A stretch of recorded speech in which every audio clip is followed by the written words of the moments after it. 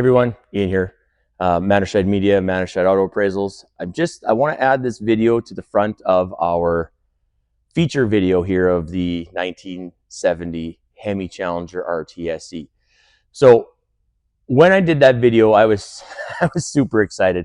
It's the first time I'd seen that car, and I was probably there maybe 15 minutes, and we started doing this video. So I missed one section that I really want to talk about, and I want to also thank everybody for watching. This is video number 400.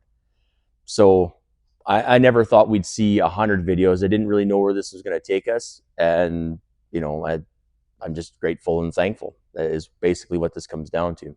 So we're here on location at Riv Classic Car Sales, and that's here in Saskatoon, 2634, so right on the corner of 50th and Faithful. Whatever you see in these videos typically are for sale. There's maybe one or two in here that aren't, but the majority in this building is for sale. And mechanic shop in the back, detail service. We have restoration parts here. You pretty much name it. If it's a classic vehicle, we're here to help you. Now, back to the other part of the video. So when the owner bought the car in 1976, I left out a unique situation. So the car was originally sold new in Ontario. And what happened was the owner of that car was driving through the province, whether, again, we're not certain, on his way to Calgary or Alberta and on his way back, whatever, and had engine trouble. So it was here in Saskatoon. It had a bent push rod, apparently, and he was just fed up, I guess. He didn't want to have any hassles or whatever it was, and sold it. Now, keep in mind, this is a super track pack car. If you started your travels in Ontario with a 410 gear ratio, I can't imagine the screaming of that engine for, you know, how many thousands of kilometers driving from here to there. But nevertheless, I mean, that's hearsay or beside the point. But anyway, it had engine trouble. So the guy decided he was going to sell it. So the technician who was working on it, I told his brother, and his brother bought it. Now, the guy who had purchased it had a 69 Dart and now this Hemi Challenger, and had to sell one or the other, obviously. And well, he wanted to sell the Dart to keep the Hemi car and couldn't sell the Dart. So then he ended up selling the Challenger. So that's where this owner comes into play. He was in university in 1976 looking for a Hemi car, specifically a Hemi Cuda, but couldn't find a Hemi Cuda. Well, the next best thing comes along, and this Hemi Challenger RTSE comes along, not just an RT, an SE as well. And he was able to, I'm not sure how he found out about it, whether it was word of mouth or Star Phoenix or Auto Trader. I don't think there was an Auto Trader back in the day, but maybe in the newspaper. I do recall ads being in the newspaper. Some of you probably don't, but I do. Anyway, so he went and looked at the car, said, yeah, I'll take it. And the person who was selling it said, well, someone came and looked at it and said they would take it, but they didn't leave a deposit. So, well, he asked, well, how much is the deposit? And he said, oh, $50. So right then and there, gave him $50 to hold the car and came back the day thereafter and bought it for $5,000. So, I mean, a huge investment or a long-term great investment, you know, let's say gold or silver. This is about the same. This is a very valuable car. Now, anyway, as the ownership of this car, it was, when he had purchased it, it was already in a psychedelic paint scheme, so to speak. So those pictures of the car are on the video coming up that you're going to see. And he drag raced it. It had 48,000 and change for miles on it. It only has 50,000, I think 313 now, or 113, something like that. So he used it so sparingly since 1976. The original owner, the guy from Ontario who actually sold it here in Saskatoon, came by at some point to try and buy the car back from the owner who has it now, and turn him down flat. And he said it was a stack of cash, which where are you going to find another one? And that's where we're coming, you know, with my appraisal company. That's where some of this, you know, for insured value, we have to be mindful of what SGI is going to like or dislike, and we have to be mindful of what the market's commanding. And yeah, sometimes it's a very fine line of what one's person value is to what the market, but this car is super valuable. It is absolutely phenomenal and done such a awesome caliber. It was amazing. So anyway, where I'm going with this is enjoy the video. We made it to 400. I can't wait for 500, 600, and 700. And yeah, just again, over the moon, thankful, grateful. and yeah, many more videos to come.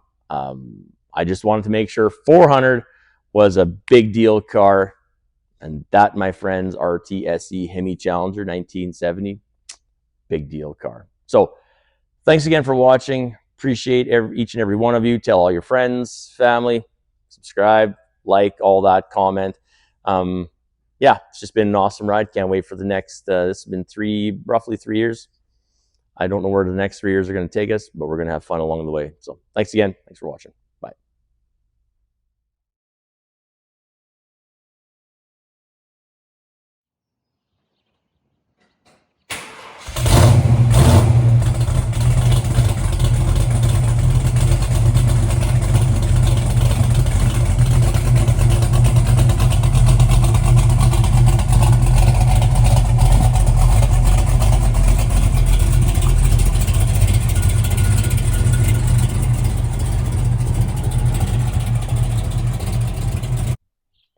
Hey everyone, Ian here, underside Media, and part and parcel with underside Auto Appraisals.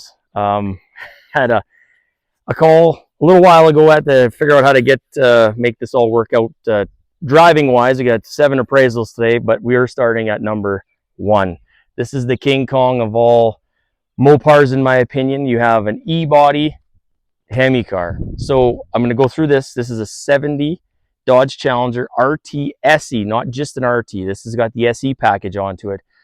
So it has even extra special, as the SE is special edition. So you can see it's finished in B5 blue. Now, like most of the cars on the channel, the story, I think, is what makes the car extra special. So this story begins with this owner in 1976. So not that I'm not young anymore, but I wasn't born in 1976 yet. So the owner's had it a long time. This is a numbers matching 426 Hemi, 727 automatic, and it's come off a restoration around 2022 roughly. So it's only a few years old in this, as we see it here right now. But yeah, so they made, I think we're discussing 57, maybe 60 RTSE Hemis with engine and both transmission options available. So yeah, so this one here is a Canadian ordered one. It's a Y07. We're going to look at the fender tag. So Keegan's with me. We were down, we're taking a break from baking camp, and we are here. So we have a 956 rad, which is exactly correct for a 1970 446 Packer Hemi car. We are running the factory carburetors on here with factory jetting. Now there's been some upgrades, and that's fine. This is electronic ignition, which is always better. With the Hemi, you go with the 3-speed wipers. It is a power brake car from factory, and then you see this open void here. We have no power steering. Now, most of the sheet metal is original to the car. It has had the lower quarters replaced. Cowl number's right. 159639. So I mean, all of this stuff is right. So there's our fender tag, and it's pretty full if we're looking at the fender tag. The owner's had it for so long, he made a couple of minor changes, and that is, in my opinion, you can do what you want. So we start down here, the almighty number, the E74. So that's our Hemi designation. And then we have D32, which is automatic on the floor. JS, so Challenger RT.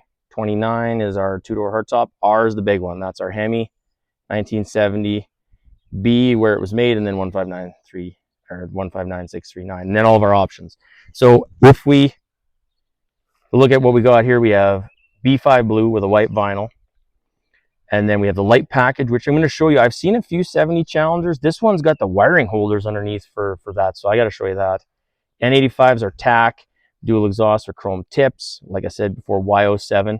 The only difference here, the V6W would be a white longitudinal stripe tip to tail, but the owner opted to do the bumblebee stripe on the back. I think it looks better anyway, so we're good. Everything is hunky-dory here. So I want you to, Keegan, zoom in on those emblems. That is the King Kong right here. So one unique feature to the Dodge Challenger that isn't on let's say, we'll bring up the CUDA, because obviously we're going to have E-bodies, so that's the CUDA and Challengers. When you had a Challenger RT and the 426 Hemi option, you could get it with a rally hood like this one, or you could option up and get the shaker hood. when you ordered a Hemi CUDA, it was actually a Hemi CUDA. It wasn't a CUDA with the Hemi option. All of those came with a shaker. One little, again, minor notation there. But yeah, so this one is the rally hood dual mirrors, which is an option. And then we have the chrome on top of the doors, and we have the sill moldings on the bottom, which is also optioned on the SE. With an automatic, it would come standard with an 8 3/4 rear differential. This one was optioned up to a Dana 60, and it's a super track pack car, so 410 gears in the back end. Now, this gentleman bought it with, we're going to say, roughly 48,000 miles on it back in 1976, and it has 50,313 miles on it now. So yes, it has been used sparingly, but it has been kept in ridiculous shape. Now, being it's an SE, make sure we get the roof here, Keegan. When you get an SE Challenger or a Grand Coupe CUDA, you get this overhead console. So that gives you door jar, fuel light, and seatbelt warning. So again, makes it a little bit different and far more unique. It's got the high back seats. I think it should be leather interior. Again, with the automatic, so it's a slapstick shifter with the console. AM radio, so R11. And then what another added feature, I wanted to show them this. This is for the door jar light in the overhead console. Most other ones, or especially ones that doesn't have that, we just have the one door jamb switch in the A pillar.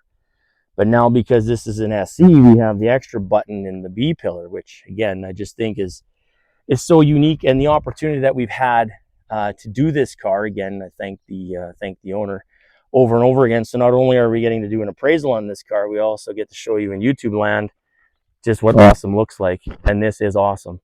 So when we move to the back of the car and we're looking, so we have the white vinyl roof. Now, SE doesn't always denote that we have upper window or the small back window, but this one does. We have a window plug in here that takes this back window and makes it smaller. So this is what we call the opera back window, again with the SE emblems. I'm just rambling. I just seen it here the last 15 minutes, so this is super cool. Okay, now we're going to peek into the trunk. This is all factory original. So the space saver, spare tire, that very expensive can of air that inflates this tire, and then we have all the correct jacking. The wing nut, if we look over here, there's the jack and the lever, and these are the hooks I was talking about. I've never seen these before on the inside of a quarter. Now again, I've said this 1,000 times and I'll say it again. I don't know everything and I haven't seen everything, but from my experience, this is my first witness, so I just want to make sure everybody sees this. So A01 light package, so we have the trunk light. So there's our wire, again, clipped properly here, chasing up into the trunk. Just an amazing example of when these cars were number one. Battery's been relocated back in the 70s for racing. Let's look at the back end. So our reverse light is in the middle when we're in reverse. And then the N42, we have the quad tip chrome exhaust, bumperettes. Just unreal. And if Keegan can bend a little bit lower, we can see the Dana 60 underneath there, the chrome differential cover. Yeah, super cool. Super cool. All right, well, let's just go to this side, because there's one thing in the SE, it's got all these other options. And I was talking with the owner. It's like, we got all these other options and not a flip up gas cap, which I find strange, which, whatever, it's no big deal. I just would expect it to see one, being it's got the dual mirrors and it's got the Hemi and it's got the super track pack and it's an SE, but clearly they didn't check, whoever ordered this didn't check off the flip up gas cap. So anyway, just get all the angles here, but this is just wicked. Now every Challenger 7071 just says Challenger on the passenger side and the dash pad. It's not until you look on the external that you see the RT. And again, the interior is original. So yeah, just a super good example. This is going to be a showstopper wherever it goes for sure. The underside is basically original, and it's, well, with no miles. I mean, it would be just that. So there's our RT designation in the grille, and then on the trunk lid, SE on the sail panels on the back. Super cool. All right, well, thanks for joining us on this ride. The next set of videos, I may keep looking the same. I had to wear my Father's Day Challenger shirt because I knew I was doing a Challenger today. We're doing some other cars. Maybe we get some other videos. So if I look the same, don't ridicule me on the internet. We're doing 7 in one afternoon, so me and Keegan are going to be tired tomorrow. Catch you later. Thanks for watching. Bye for now.